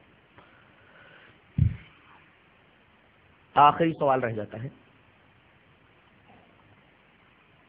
کہ اگر یہ دین رحمت ہے تو جانوروں کو ذبح کرنے کی اجازت اسلام میں کیوں دی گئی ہے؟ اس سلسلے میں پہلے 2 روایتیں پیش کرتا ہوں، اس کے بعد بحث کو آگے بڑھاتا ہوں۔ پہلی روایت حضرت عبداللہ ابن عباس سے، وعن عبداللہ ابن عباس رضی اللہ تعالی عنہ قال قام رسول اللہ صلی اللہ علیہ وسلم على رجل واضع رجله على صفحة شاة ويحد شفرته وهي تلحظ إليه ببصرها فقال أفلا قبل هذا أتريد أن تميتها موتا؟ تابعه حماد بن زيد وعاصم وقال أتريد أن تميتها موتات؟ رواہ البیہقی فی السنن الکبریٰ فی کتاب الضحایا۔ حضرت امام بیہقی اس حدیث پاک کو سنن الکبریٰ کے اندر لائے اور جہاں قربانیوں کا بیان ہے، یہ روایت موجود ہے حضرت عبداللہ ابن عباس سے۔ حضرت عبداللہ ابن عباس فرماتے ہیں کہ نبی کریم صلی اللہ علیہ وسلم ایک راستے سے جا رہے تھے تو دیکھا کہ ایک آدمی نے ایک بکری کو پچھاڑ رکھا ہے اور اس کے گردن کے اوپر لات رکھ کر کے اس کے سامنے چھری کو تیز کر رہا ہے، یحد شفرتہ وہی تلحظ الیہ ببصرها، بکری ڈر کے مارے اس چھری کو دیکھ رہی ہے۔ نبی کریم صلی اللہ علیہ وسلم کھڑے ہوئے اور آپ نے فرمایا فلا قبل هذا، اس سے پہلے چھری کو کیوں تیز نہیں کر لیا؟ اتريد ان تميتها موتات، اس بکری کو کئی موتیں دینا چاہ رہا ہے کیا؟ یہ تو ڈر ڈر کر کے ہر لمحہ مر رہی ہے، اس کو کتنی موتیں دے گا تو؟ اس سے پہلے تو نے چھری کو کیوں نہیں صاف کر لیا، تیز کر لیا؟ دیکھیے نبی کریم صلی اللہ علیہ وسلم نے اجازت تو دی ہے کہ جانور کو ذبح کیا جا سکتا ہے، لیکن ذبح کرنے کے اندر بھی حسن سلوک کا حکم دیا گیا ہے۔ چھری کو پہلے تیز کر لیا کرو، اتنی تیز ہو کہ جانور کو پتہ بھی نہ چلے اور جانور کی روح نکل جائے۔ ایک روایت اور نگاہ میں رکھ لیں جو حضرت شداد بن اوس سے ہے اور امام بیہقی سنن کبریٰ کتاب الضحایا کے اندر لائے ہیں۔ روایت اس طرح ہے، وعن شداد بن اوس رضی اللہ تعالی عنہ رسول اللہ صلی اللہ علیہ وسلم قال ان اللہ تعالی محسان كتب الاحسان على كل شيء فاذا قتلتم فاحسنوا القتلة واذا ذبح احدهم فليحسن ذبحته وليحد شفرته وَلْيُرِحْ ذَبِيحَتَهُ، رواہ البیہقی فی السنن الکبریٰ۔ یہ پوری کی پوری روایت میں نے آپ کے سامنے ریفر کر دی ہے۔ حضرت شداد بن اوس فرماتے ہیں کہ نبی کریم صلی اللہ علیہ وسلم نے ارشاد فرمایا کہ اللہ تبارک و تعالی احسان کرنے والا ہے، اس کی صفت محسان ہے اور اس نے ہر چیز کے اوپر احسان کرنا فرض کر دیا ہے۔ ان اللہ کتب الاحسان علی کل شیء، ہر چیز کے اوپر احسان کرنا فرض کر دیا ہے۔ تو جب تم قتل کرو کسی جانور کو تو اچھی طریقے سے قتل کرو، جب ذبح کرو تو ذبح کرنے کے اندر بھی حسن برتو اور چھری کو اچھی طرح تیز کر لو اور اپنے ذبیحے کو آرام پہنچاؤ۔ یعنی چھری اگر تیز ہو تو ذبیحے کو آرام ملتا ہے، یہ خاص پوائنٹ اس حدیث میں ہے۔ نبی نے کہہ دیا کہ اس کو آرام ملتا ہے تو اس کو تکلیف کہاں ہوئی؟ نبی تو کہہ رہا کہ آرام ملتا ہے۔ اب سائنسدانوں سے پوچھو کہ ذبح کرتے وقت اگر تیز چھری استعمال کی جائے تو اس کو آرام ملے گا یا تکلیف ہوگی؟ اب یہ سائنسداں بتائے، میرے نبی نے تو بتا دیا کہ چھری اگر تیز ہو تو جانور کو آرام پہنچے گا، لہذا آرام اگر پہنچ رہا ہے تو بے رحمی نہیں ہے۔ اب سائنسداں بتائے کہ ذبح کرتے وقت اس کو تکلیف ہوتی ہے، نبی نے کہہ دیا کہ آرام ملتا ہے اس کو۔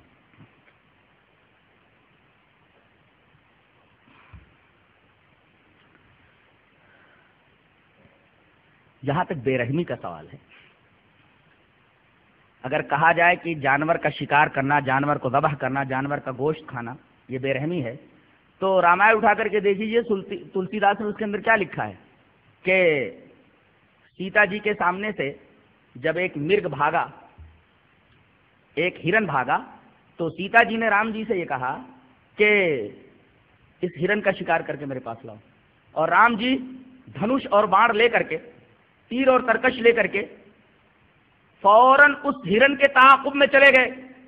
سوال یہ ہے کہ ماتا سیتا نے کیوں رام جی سے مطالبہ کیا ہرن کے شکار کا، اور رام جی ہرن کے شکار کے لیے کیوں نکلے؟ اب اگر بے رحمی بولتے ہو تو سیتا جی کے بارے میں تمہارا کیا خیال ہے اور رام جی کے بارے میں تمہارا کیا خیال ہے؟ تمہاری بات کہاں تک پہنچ رہی ہے؟ اسی طریقے سے رام جی کے جو والد ہیں راجا دشرتھ جی کے بارے میں یہ کہا جاتا ہے کہ انہوں نے سرون کمار کو ہرن سمجھ کر کے اس کے اوپر تیر چلا دیا، دیکھا کہ وہ ہرن ہے، حالانکہ وہ سرون کمار تھے، اور تیر جب لگ گیا تو تڑپ تڑپ کر کے سرون کمار وہاں مر گئے۔ سوال یہ ہے کہ دشرتھ جی نے کس کو مارا تھا؟ سرون کمار کے اوپر تو تیر نہیں چلایا تھا، وہ تو تیر چلا تھا ہرن کے اوپر۔ تو معلوم یہ ہوا کہ ہرنوں کا شکار، جانوروں کا شکار رامائن میں بھی ہے، اس کا ثبوت ملتا ہے، ویدوں میں بھی ملتا ہے گوشت خوری کا ثبوت۔ لہذا گوشت خوری کے تعلق سے باتیں بنانا یہ بالکل صحیح نہیں ہے۔ اگر اس کو ایشو بنا لیا جائے تو یہ بہت ہی فتنہ و فساد کا باعث ہوگا۔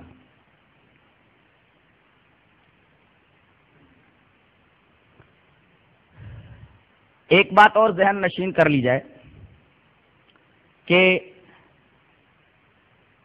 نفرت کا سبب زیادہ سے زیادہ کیا ہو سکتا ہے؟ بعض لوگ بتاتے ہیں مسلمانوں کی داڑھی نفرت کا سبب ہے، بعض لوگ کہتے ہیں ان کی گوشت خوری سبب ہے۔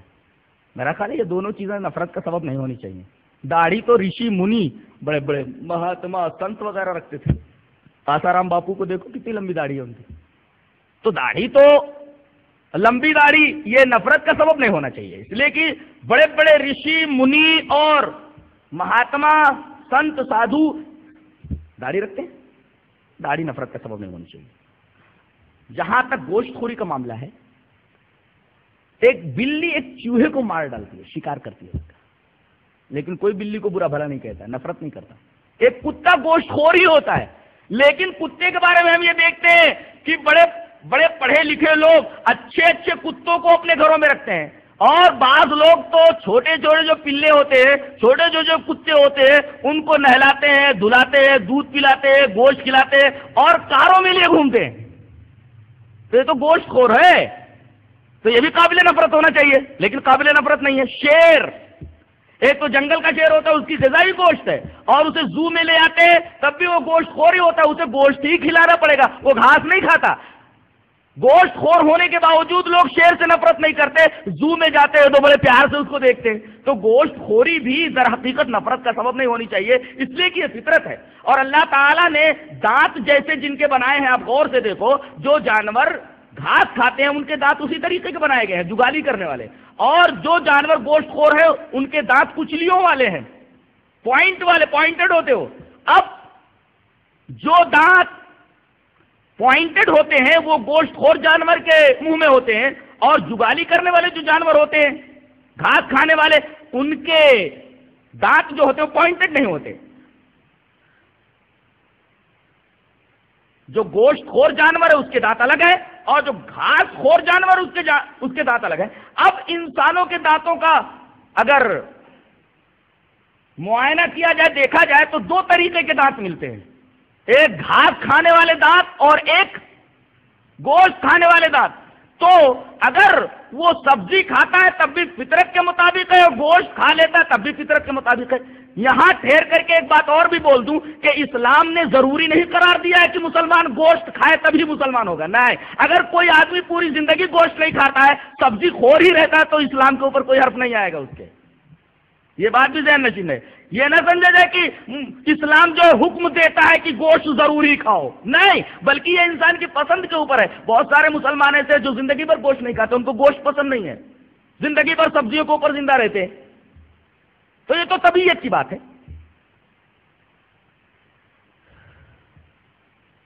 جہاں تک بے رحمی کا معاملہ ہے، غلط فہمی وہاں ہوئی ہے کہ انسانوں کو اور جانوروں کو ایک ہی صف میں کھڑا کر دیا گیا ہے، جبکہ ایسا کرنا صحیح نہیں ہے. غور کیا جائے تو اللہ تبارک و تعالی نے اس کائنات میں اصل انسان کو پیدا کیا ہے، وہ کائنات کی اصل ہے، مقصود انسان ہے، بقیہ اور ساری چیزیں سب اس کی خدمت میں ہے. یہ بات قرآن کہتا ہے، وَسَخَّرَ لَكُم مَّا فِي السَّمَاوَاتِ وَمَا فِي الْأَرْضِ جَمِيعًا مِّنْهُ. اللہ تعالیٰ نے انسان کو پیدا کرنے کے بعد انسان کے فائدے کے لیے انسان کی خدمت میں کائنات کی ساری چیزوں کو لگا دیا ہے. گویا کہ اصل مقصود جو ہے پیدائش کا انسان ہے، بقیہ اور ساری چیزیں اس کی خدمت گار ہیں، وہ جن سے جس طرح چاہے فائدہ اٹھائے. اور اسلام نے کچھ پابندیوں کے ساتھ اجازت دی ہے کہ اس چیز سے اس طرح فائدہ اٹھایا جائے، اس چیز سے اس طرح فائدہ اٹھایا جائے. اب کوئی کہے کہ انسان کے اندر بھی جان ہے اور حیوان کے اندر بھی جان ہے، لہذا دونوں برابر ہو گئے، غلط ہے. بلکہ انسان تخلیق اصلی رکھتا ہے اور بقیہ چیزیں سب اس کے فائدے کے لیے ہیں. دونوں کو ایک کیٹیگری میں ایک صف میں لا کر کھڑا کر دینا یہ قرین انصاف نہیں ہے، یہ صحیح نہیں ہے. غلط فہمی یہاں ہوئی ہے. ذرا آگے بڑھ جائیں تو بات اور صاف ہو جائے گی کہ ٹھیک ہے، تم کہتے ہو کہ انسانوں کے اندر بھی جان ہے، حیوانات کے اندر بھی جان ہے، لہذا جس کے اندر جان ہو جان نہیں مارنی چاہیے، اس کو قتل نہیں کرنا چاہیے. آگے بڑھ کر کے دیکھو گھاس کے اندر بھی تو جان ہے. کہتے نہیں وہ گھاس کے اندر جان کہاں ہے، اس کو لائٹ کے لیے لیا جاتا ہے اور یہ کہا جاتا ہے اس کے اندر کہاں جان ہے. یہ تو بات کی بات ہے، اس کے اندر جان کہاں ہوتی ہے. لیکن اب یہ ثابت ہو چکا ہے کہ گھاس کے اندر بھی جان ہوتی ہے، پیڑ پودوں کے اندر بھی جان ہوتی ہے. ان کو مارنا تو حیوانات کے مارنے سے بھی زیادہ برا ہے.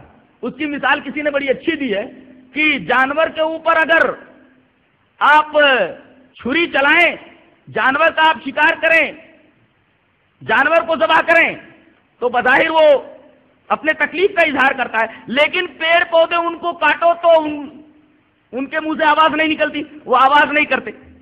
تو ان کو تو کاٹنا اور ان کو استعمال کرنا تو اور زیادہ بے رحمی ہے. اس کی مثال یوں دی جاتی ہے کہ ایک آدمی کے دو بیٹے ہوں، ایک بیٹا بولتا ہو اور ایک بیٹا گونگا ہو. وہ بیٹا جو بول رہا ہو اس کو تکلیف پہنچانا اور جو بیٹا بول نہ پائے اس کو تکلیف پہنچانا، دونوں میں فرق ہے. ایک تو اپنے تکلیف کا اظہار کر دے گا، جو اپنی تکلیف کا اظہار نہ کرے اس کے اوپر ظلم کرنا، اس کو تکلیف پہنچانا تو اس بیٹے سے زیادہ شدید ہے جس بیٹے کے منہ میں زبان ہو.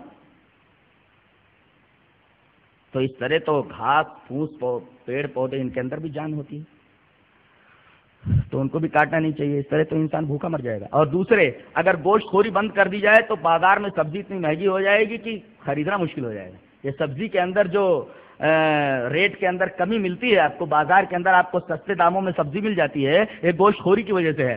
اگر گوشت کھانا سارے لوگ بند کر دیں تو سبزی کی قیمت اتنی بڑھ جائے گی کہ کوئی آدمی جلدی خرید نہیں سکتا ہے، غریب مر جائے گا، سبزی نہیں کھا سکتا. تو لہذا یہ چیزیں نیچر سے تعلق رکھتی ہے، فطرت سے تعلق رکھتی ہیں، ان سے جنگ نہ کی جائے. آخری بات یہ رہ جاتی ہے کہ جہاد اور دہشت گردی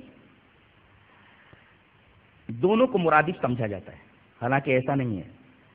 ایک جملے میں اسے یہ سمجھا جا سکتا ہے کہ دہشت گردی ظلم ہے اور جہاد ظلم کو مٹانے کے لیے ہوتا ہے. دونوں میں بعد المشرقین ہے، دونوں میں زمین اور آسمان کا فرق ہے. اور آخر میں یہ بات میں کہتے ہوئے چلوں گا کہ ہندوستان جو ہمارا ملک ہے یہ دار الکفر بھی نہیں ہے، دار الاسلام بھی نہیں ہے، بلکہ اسے دار الدعوہ یا دار الامن کہا جا سکتا ہے. اس میں دار الکفر جیسے حالات نہیں ہیں، اس لیے کہ یہاں ہمیں اسلامی زندگی گزارنے کی آزادی دی گئی ہے. یہ مسجد جہاں ہم بیٹھے ہوئے ہیں، اگر حکومت کی اجازت نہ ہو تو یہ مسجد بن پاتی؟ پتہ نہیں. اگر حکومت کی طرف سے پابندی ہوتی تو ہم حج کے لیے جا سکتے؟ پتہ نہیں، حکومت کی اجازت ہے. ہم روزے رکھ رہے ہیں، ہم عیدگاہ میں نماز پڑھنے کے لیے جاتے ہیں، ہماری مسجدیں ہیں.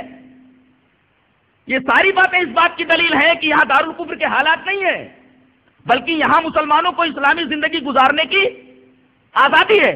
لہذا یہاں کے لوگوں سے لڑنے کی اسلام مسلمانوں کو قطعاً اجازت نہیں دیتا، اس لیے کہ دارالحرب کے حالات نہیں ہیں. یہ دارالدعوہ ہے، دارالامن ہے، اور یہ ہمارا دیش ہے. جب انگریزوں نے اس دیش کے اوپر قبضہ کر لیا تھا تو ہندو بھائیوں کے ساتھ ساتھ مسلمانوں نے بھی ان کے مقابلے میں حصہ لیا تھا، اور انہوں نے اتنا خون بہایا ہے کہ آپ ٹرائلز دیکھیں، مقدمے دیکھیں جو مسلمانوں کے خلاف چلائے گئے ہیں، وہابی ٹرائلز، اور کتنے لوگوں کو کالے پانی کی سزا ہوئی ہے. آپ کو معلوم ہوگا کہ وہ سب کے سب مسلمان ہی تھے. اس دیش سے انگریزوں کے ناپاک قدم کو ہٹانے کے لیے مسلمانوں نے کتنا خون بہایا ہے، تاریخ کے صفحات میں وہ چیز موجود ہے. لہذا مسلمانوں سے نفرت نہ کی جائے، بلکہ ضرورت اس بات کی ہے کہ ہندو، مسلم، سکھ، عیسائی تمام لوگ مل کر کے اس دیش کی تعمیر اور ترقی میں حصہ لیں. آپس میں لڑتے رہیں گے تو ملک کی ترقی اور تعمیر کیسے ہو پائے گی؟